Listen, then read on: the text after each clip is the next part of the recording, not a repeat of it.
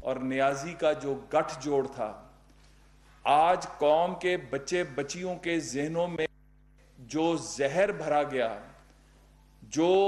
قوم کے بچے بچیوں کو انتشار کی طرف لگایا گیا، اس فیض نیازی گٹھ جوڑ نے پاکستان کی ترقی کا راستہ روکا۔ اس گٹھ جوڑ نے پاکستان کے بچوں کا مستقبل تاریک کیا۔ آج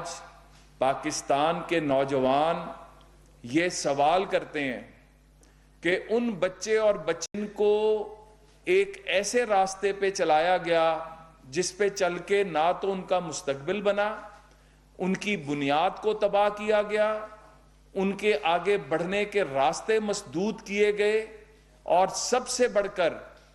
وہ مستقبل جس کے لیے ان کے گھر کے بڑے، وہ خود بچے جو مستقبل بننے چاہیے تھے، ان تاریکیوں کا ذمہ دار کون ہے؟ میں field marshal general Asim Munir صاحب کو اس بات کی مبارکباد دیتا ہوں کہ ادارے کا احتساب، آج یہ ایک مثال قائم کی گئی، اور یہ ایک ایسی مثال ہے جس کے اندر اپنے ادارے سے شروع کیا گیا۔ وہ جو اختیارات کا غلط استعمال کیا گیا، آج پاکستان کے نوجوانوں کے لیے ایک مثال قائم کی گئی کہ جو آئین اور قانون سے کوئی ماورا نہیں ہے، جو آئین اور قانون کے خلاف جائے گا، جو اپنے آپ کو بہت طاقتور سمجھتا ہے، اس کا بھی احتساب ہو سکتا ہے۔ آج پاکستان کے نوجوانوں کے لیے ایک، میں سمجھتا ہوں، مثال قائم کی گئی کہ آپ لوگ جو ہیں، آپ کو کسی بات سے خوف زدہ ہونے کی ضرورت نہیں ہے۔ آپ کے سامنے ایک مثال وزیر اعظم شہباز شریف قائم کر رہے ہیں کہ میرٹ کی بنیاد پر آپ لوگوں کو لیپ ٹاپس دیے جاتے ہیں، آپ کو اسکالرشپس دیے جاتے ہیں، آپ کو سافٹ لونز دیے جاتے ہیں، آپ کو انوویشن ایوارڈ کی شکل میں آپ کے اندر جو قابلیت ہے اس کو آگے آنے کا موقع دیا جاتا ہے، آپ کو دانش اسکولوں کے ذریعے، پاکستان ایجوکیشن انڈومنٹ فنڈ کے ذریعے آگے بڑھنے کے موقع دیے جاتے ہیں، اور جب نیت سے کام ہو تو راستے کھلتے ہیں۔ آج دنیا کا رخ پاکستان کی طرف ہو چکا۔ آج پاکستان، روز کوئی نہ کوئی غیر ملکی سربراہ پاکستان آ رہا ہوتا ہے، ہمارے پرائم منسٹر اور ان کی ٹیم اور فیلڈ مارشل دنیا کے مختلف ممالک میں جا کے ان کے ساتھ جو مذاکرات ہو رہے ہیں، ان کے ساتھ جو معاہدے ہو رہے ہیں، تو پاکستان کے نوجوانوں کا مستقبل بنانے کے لیے دن رات کوشش ہو رہی ہے۔ لیکن آج میں یہ سمجھتا ہوں کہ پاکستان کے نوجوان، میری روز ملاقات ہوتی ہے، ہم روز مختلف جو ہیں صوبوں کے اندر، باقی جگہوں پہ جن بچے بچیوں سے ملتے ہیں، وہ جو بات حکیم سعید صاحب نے 1995 میں کہی تھی، انہوں نے اپنی کتاب میں لکھا تھا کہ اس خطے کے لیے یہودی لابی نے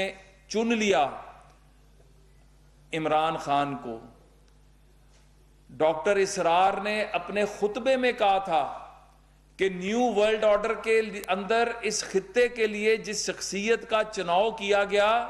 اور پھر عبدالستار ایدھی صاحب نے کہا تھا کہ میرے پہ دباؤ ڈالا گیا، مجھے قتل کی دھمکیاں تک دی گئیں، تو وہ جو سارا کچھ تھا وہ کس لیے تھا؟ وہ اس فیض نیازی گٹھ جوڑ، اور وہ گٹھ جوڑ کس لیے تھا؟ وہ پاکستان کی تباہی کے لیے تھا، وہ پاکستان کو ٹریک سے ہٹانے کے لیے تھا، وہ پاکستان دشمنوں سے مل کے پاکستان کے نوجوانوں کا مستقبل تاریک کرنے کے لیے تھا۔ اور اس سے بڑھ کر اور کیا ہوگا کہ سارا فوکس جو ہے وہ پاکستان مخالف قوتوں کو پاکستان کے اندر بسانے پہ لگا دیا گیا۔ وہ لوگ جو پاکستانیوں کا گلا کاٹتے تھے، جو پاکستان کے خلاف کھڑے ہوتے تھے، پاکستان کی بنیاد کے خلاف کھڑے ہوتے تھے، ان کو پاکستان کے اندر جو ہے اسٹیبلش کرنا ان کا مقصد تھا۔ پاکستان مخالف قوتوں کو، یہ کیا وجہ ہے کہ آج جب ایکس کا کھل گیا کہ لوکیشن، پاکستان مخالف جتنا بھی پروپیگنڈا ہے یا وہ انڈیا میں بیٹھے ہیں، یا وہ اسرائیل میں بیٹھے ہیں، یا وہ پاکستان مخالف ملکوں میں بیٹھے ہیں اور وہاں سے بیٹھ کر پاکستان کے خلاف دشنام ترازی کرتے ہیں، تو پاکستان کے نوجوان جو ہیں آج متحد ہیں، آج وہ اس سازش کو پہچان چکے ہیں، آج وہ فیض نیازی گٹھ جوڑ کو ناکام کر چکے ہیں، آج وہ اپنی ترقی چاہتے ہیں، وہ اپنی خوشحالی چاہتے ہیں، اور اپنی ترقی اور خوشحالی کے ساتھ پاکستان کی ترقی اور خوشحالی چاہتے ہیں۔ آج 16 دسمبر اے پی ایس پر جب حملہ ہوا تھا، اس پچھلے رجیم نے تو 16 دسمبر کو بھی بھلا دیا تھا۔ آج ہمارے وہ بچے جو شہید ہوئے تھے، ان کے والدین، آج ہمیں فخر ہے کہ ہم ان نوجوان بچے بچیوں کو، ان کے دوستوں، ان کے ساتھیوں کو جو جانے والے تھے وہ چلے گئے، لیکن ان کے بہنوں بھائیوں کو ایک سنہرا محفوظ مستقبل دے رہے ہیں، ایک چمکتا دمکتا پاکستان دے رہے ہیں۔ آج 16 دسمبر ہمیں اس بات کی بھی یاد دلاتا ہے کہ ہم نے پاکستان مخالف قوتوں کا سر کچلنا ہے۔ آج یہ جو فیض نیازی گٹھ جوڑ میں جو فیض کو سزا ہوئی، یہ ابھی شروعات ہے، ابھی تو اختیارات سے تجاوز کرنے کا کیس، اس کے اوپر ابھی تو 9 مئی پاکستان کے خلاف جو سازش تھی، پاکستان کو جو توڑنے کی سازش تھی، اس کے کرداروں کے خلاف کارروائی ہونی ہے۔ ابھی فورن فنڈنگ کیس کا فیصلہ آنا ہے جس میں ہندو اور یہودی لابی سے پیسہ لیا گیا۔ ابھی القادر ٹرسٹ اور اس طرح کی کرپشن کی جو نئی داستانیں رقم کی گئیں، جو پاکستان سے مفرور باہر بیٹھے ہیں پاکستان کو لوٹ کر، ان کا احتساب ہونا باقی ہے اور ہوگا، کسی کی معافی نہیں ہوگی۔ یہ آغاز ہوا ہے،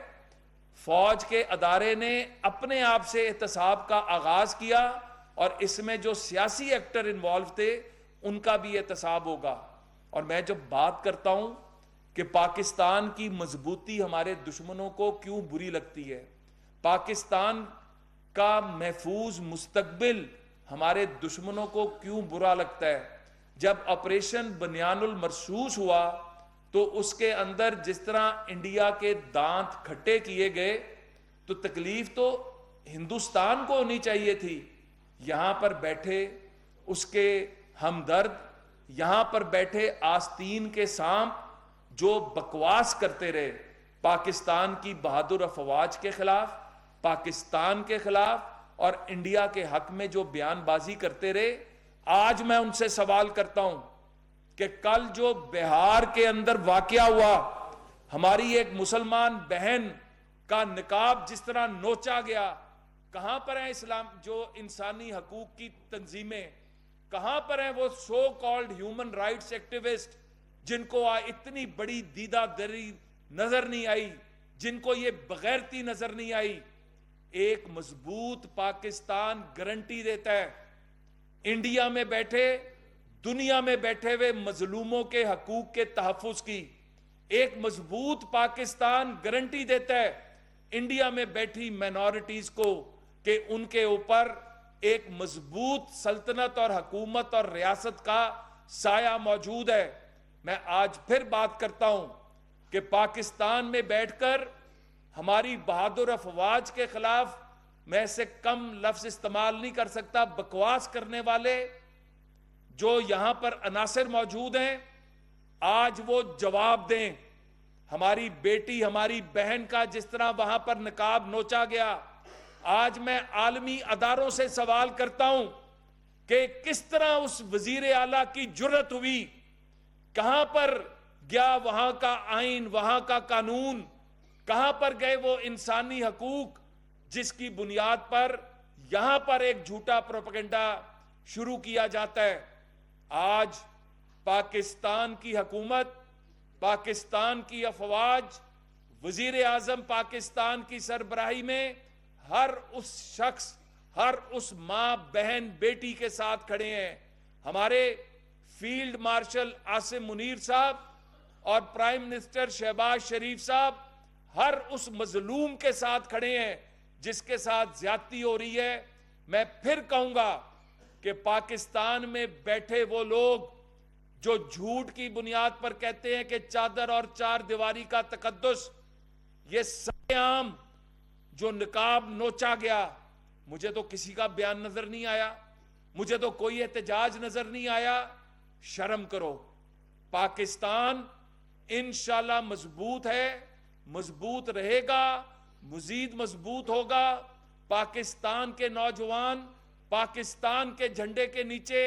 اپنی ترقی پر اب کمپرومائز نہیں کریں گے. اور فیض حمید اور نیازی یہ شروعات ہیں. یہ انشاءاللہ پاکستان کے غداروں کو ان کے منطقی انجام تک پہنچایا جائے گا. بہت شکریہ. چیئرمین وزیر اعظم youth programme Rana Mashhood Ahmed Khan news conference کر رہے تھے اور انہوں نے کہا کہ فیض اور نیازی گٹھ جوڑ نے ملک کی ترقی کا راستہ روکا. فوج نے اپنے ادارے سے احتساب شروع کیا جس کی مثال نہیں ملتی.